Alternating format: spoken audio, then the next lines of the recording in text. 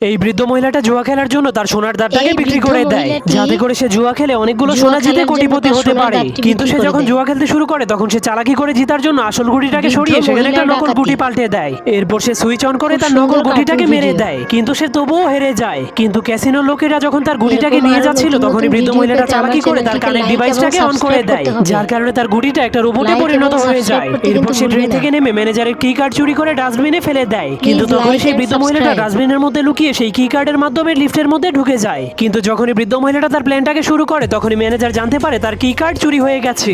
এজন্য সে জলদি করে চোরকে ধরার জন্য অ্যালার্ম বাজিয়ে দেয়। কিন্তু বৃদ্ধ মহিলাটা কোনো ভয় না পেয়ে তার পকেট থেকে লেজার পয়েন্টার বের করে লিফটের ছাদটাকে কেটে ফেলে। এরপর সে সেখান দিয়ে লুকিয়ে লুকিয়ে সোনা চুরি করার জন্য সোনার সিন্ধুকের কাছে পৌঁছে যায়। কিন্তু সে প্রথমে তার রোবটটাকে সিন্ধুক খোলার জন্য লেজারের ভিতর দিয়ে পাঠিয়ে দেয়। তখন তার রোবট সব লেজারগুলোকে অতিক্রম করে সিন্ধুকটাকে খুলে ফেলে। এরপর বৃদ্ধ মহিলাটাও তার গ্লাভস পরে লেজার ট্র্যাপের মধ্যে লাফ মেরে দেয়। তার গ্লাভসটা এতটাই মজবুত